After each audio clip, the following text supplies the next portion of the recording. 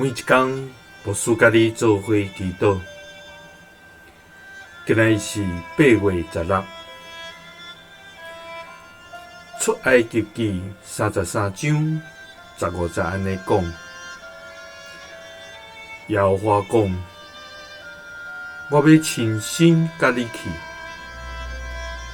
互你有平安。三角来祈祷，应阮亲身甲阮去的天父，阮感谢你。主啊，你是古早、现在、将来永远伫地的上帝。主啊，你有无公正的疼，你阁有丰盛的恩典，要将万项的福气赏赐阮。伫你的面前，阮通有满足的喜乐；伫你的正手，阮通有永远的快乐。主啊，虽然环境看起来是遐尼艰难，虽然大头也是遐尼艰苦担，对敌也亲像好西四面围远，